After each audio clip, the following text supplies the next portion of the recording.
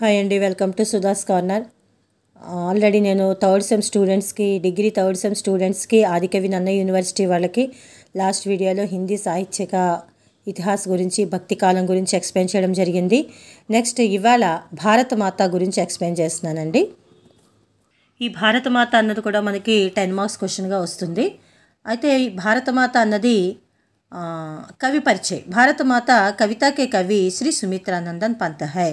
భారతమాత అనేటటువంటి ఈ కవితని రచించినటువంటి కవి సుమిత్రానందన్ పంత్ గారు. उनका जन्म सन 1900 को उत्तर प्रदेश के आलमड़ा జిల్లా में కౌసాని నామక్ గావ్ మే హువా. ఆయన జన్మించింది ఎక్కడంటే 1900లో ఉత్తరప్రదేశ్లో ఆల్మడా అనేటటువంటి జిల్లాలో కౌసాని అనేటటువంటి ఒక గ్రామంలో జన్మించడం జరిగింది. ఛాయావాది. पंत जी छायावादी के प्रमुख कवि थे. प्रकृति चित्रण अपने कविता में दिखा देने में वे बेजोड़ कवि थे. సుమిత్రానందన్ పంత్ జీ అంటే ఇక్కడ మనకి సుమిత్రానందన్ పంత్ గారు ఛాయావాద్ కే ప్రముఖ కవి థే. ఛాయావాద్ అంటే ఛాయ అంటే నీడ, నీడ గురించి, ఛాయావాదులు అంటే నీడని, ప్రకృతిని చూసి రచించేటటువంటి కవుల్ని ఛాయావాదులు అంటారు. అటువంటి ఛాయావాది కవులలో మన యొక్క సుమిత్రానందన్ పంత్ గారు చాలా ఫేమస్ కవి అని మనకి ఇక్కడ తెలియచేయడం జరుగుతుంది. నెక్స్ట్ ప్రసిద్ధ రచనాయం. సుమిత్రానందన్ పంత్ జీ గారు प्रसिद्ध रचनाएं में क्या है कि सुमित्रानंद पंत जी की प्रसिद्ध रचनाएं वीणा, ग्रंथि, पल्लव, गुंजन, युगवाणी, ग्राम्य आदि. ఈయన రచించినటువంటి ప్రసిద్ధమైనటువంటి రచనలు వీణ, గ్రంథి, పల్లవ్, గుంజన్, యుగవాణి, గ్రామ్య ఆది. ఇవన్నీ ఆయన రచించారు. नेक्स्ट ज्ञानपीठ पुरस्कार. ये चिदम्बरा काव्य पर उन्हें ज्ञानपीठ पुरस्कार मिला. ఇంకో సుమిత్రానందన్ పంత్ జీ గారు ఒక కావ్యాన్ని రచించడం జరిగింది. దాని పేరు చిదంబర. ఆ చిదంబర అనేటటువంటి కావ్యానికి ఆయనకి జ్ఞానపీఠ పురస్కారం లభించింది. సన్ 1977 में उनकी मृत्यु हुई. సన్ 1977లో ఆయన చనిపోవడం జరిగింది. ఎవరైనా పుట్టడం సహజం, చనిపోవడం కూడా సహజమే కదా. అలాగే ఆయన కూడా ఒక వ్యక్తి కాబట్టి ఆయన 1977లో చనిపోవడం జరిగింది. సారాంశ. प्रस्तुत कविता में श्री सुमित्रानंद पंत जी भारत माता का पूर्व वैभव पर गुणगान करते हुए अंग्रेजों के आगमन से उसकी दीनावस्था पर सहानुभूति दिखाते थे. Listen all of you.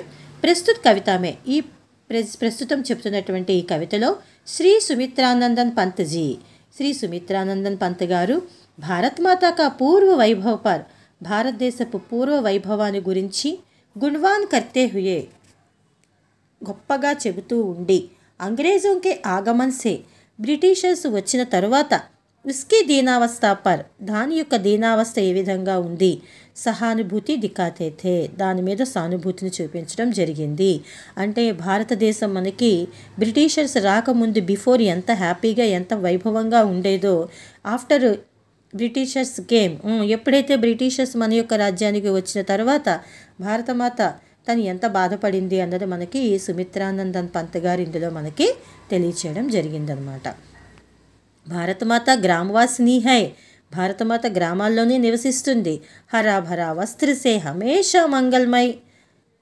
పచ్చదనం, హరాభరా అంటే ఇక్కడ గ్రీనిష్, పచ్చదనంతో ఉన్నటువంటి వస్త్రాన్ని కట్టుకుని హమేషా మంగళమై, ఎల్లప్పుడూ ఒక మంచికి శుభసూచికంగా, తథా సబ్కో సుఖదాయిని హోకర్ రహతీ హై, అందరికీ ఆనందాన్ని ఇస్తూ ఉంటుంది.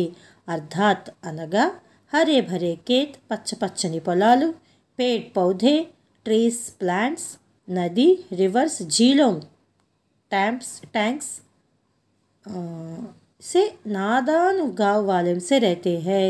ఎంతో గౌరవమైనటువంటి, ఇన్నోసెంట్గా ఉన్నటువంటి ఆ నాదాన్ పిల్లలు తోటి గ్రామాల్లో నివసిస్తుంది.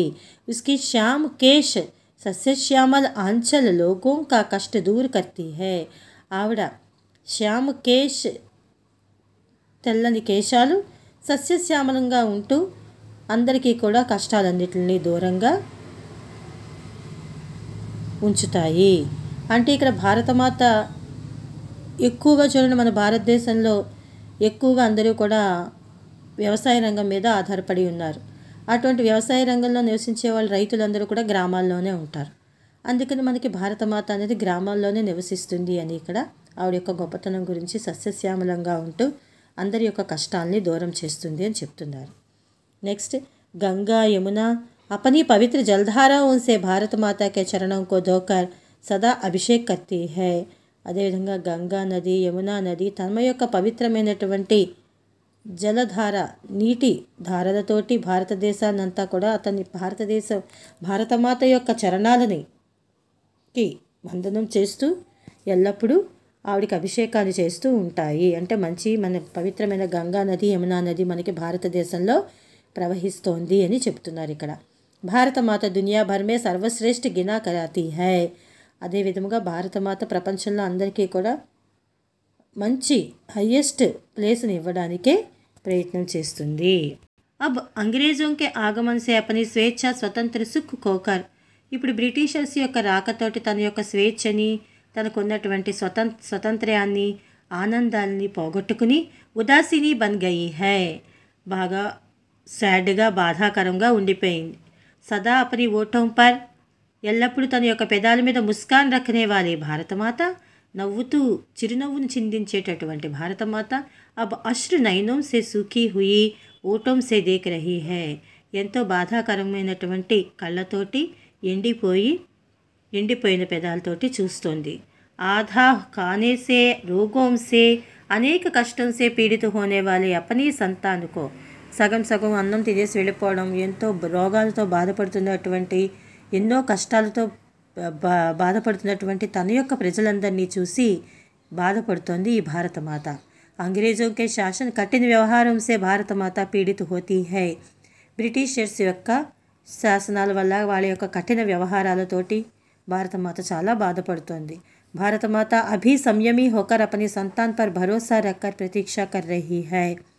భారతమాత ఇప్పటికీ కూడా ఎంతో అలర్ట్గా ఉండి తన యొక్క పిల్లలందరినీ చూసుకుని నమ్మకంతో వెయిట్ చేస్తోంది. భారతమాతకే సూత్ పౌరుష హోకర్, భారతమాత యొక్క పుత్రులందరూ కూడా ఎంతో పౌరుషంతో, వివేక్ హోకర్ తెలివైనవంటి వాళ్ళయ్యి, యోద్ధా హోకర్, జ్ఞాని హోకర్, బల్వాన్ హోకర్, విద్వాన్ హోకర్. జ్ఞాని చాలా గొప్ప తెలివితేటలు కలిగిన వారై, ఎంతో పరాక్రమవంతులై, ఎంతో బలవంతులై, ఎంతో స్కాలర్స్ అయ్యి అంగ్రేజోं की క్రీడాయం సమాప్త కర్ సకే. బ్రిటిషర్స్ యొక్క ఆటల్ని కంప్లీట్ చేస్తారు. శృంఖలాయం ఉక్కడ్ కర్ సకే సంఖ్యలను తెంచుతారు. ఉద్యమీ హోకర్ ఉన్కో స్వతంత్ర జీవన్ ప్రదాన్ కరే. ఎంతో గొప్పవాళ్ళై తమకి స్వతంత్ర జీవితాన్ని అందిస్తారు. స్వేచ్ఛా జీవన్ ఫిర్ ప్రదాన్ కరే. తిరిగి మళ్ళీ నా యొక్క స్వేచ్ఛా జీవితం నాకు తిరిగి వస్తుంది అని భారతమాత తన యొక్క కుమారుల గురించి ఈ విధంగా ఇందులో తెలియచేస్తుంది. ఉపసంహార్ కన్క్లూజన్. హే భారతవాసి, తుమ్ సంఘటన శక్తి సే ఆగే బడో. ఓ భారతదేశంలో నివసించే ప్రతి ఒక్కళ్ళు కూడా ఏం చెప్పారు, మీరందరూ కూడా కలిసిమెలిసి ఒక పెద్ద శక్తిగా ముందుకు వెళ్ళండి. లోకు కళామయికి దుఃఖ్ దూర్ కరో. లోకు కళామయి భారతమాత యొక్క దుఃఖాన్ని దూరం చేయండి అని తెలియచేస్తుంది. ఈ భారతమాత స్టోరీ కూడా చాలా ఇంపార్టెంట్. మీరు కనుక ఈ స్టోరీని మొత్తం చదివితే ఇందులోంచి మీరు సందర్భ సాహిత్య వ్యాఖ్యలు కూడా రాయడానికి ఉంటుంది. జాగ్రత్తగా చదువుకోండి. నెక్స్ట్ అలాగే ఇందులో మనకి కొన్ని ఇక్కడ నిబంధనలు అంటే పర్యావరణ ప్రదూషణ, అలాగే టెక్స్ట్ బుక్ పేజ్ నెంబర్ కూడా ఇవ్వడం జరిగింది. పేజ్ నెంబర్ 83 నుంచి 87 వరకు పర్యావరణ ప్రదూషణ ఉంటుంది టెక్స్ట్ బుక్లో. అలాగే సాహిత్య और సమాజ్ టెక్స్ట్ బుక్ 88 నుంచి 92 వరకు. అనువాద ట్రాన్స్లేషన్ 103 నుంచి 114 వరకు. ఇవి మూడు కూడా మీకు మిడ్ 2కి ఇప్పుడు ఎగ్జామ్స్కి చదువుకుంటే మంచిదమ్మా. ఇంపార్టెంట్ క్వశ్చన్స్ ఇవి బాగా. ఎస్ఏస్ నిబంధన కూడా ఇంపార్టెంట్వే. సెమిక్ మటుకు పరిపత్ర సూచన, కార్యాలయ జ్ఞాపన అనేవి మేబీ ఇవి రెండిట్లోంచి రావచ్చని ఎక్స్పెక్ట్ చేస్తున్నాము.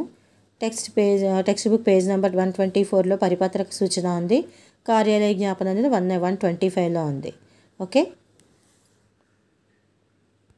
ఇవన్నీ కూడా మీకు ఇప్పుడు మిడ్ 2కి సంబంధించినటువంటి చాప్టర్సే. ఇవన్నీ చదువుకుని రివిజన్ చేసుకోండి, మంచి స్కోరింగ్ మార్క్స్ తెచ్చుకోవచ్చు. అలాగే దీనికి సంబంధించి ఇంకొక టాపిక్ నెక్స్ట్ వీడియోలో మీకు ఎక్స్ప్లెయిన్ చేస్తాను. మీకు నచ్చితే లైక్ చేసి, షేర్ చేసి, సబ్స్క్రైబ్ చేయండి.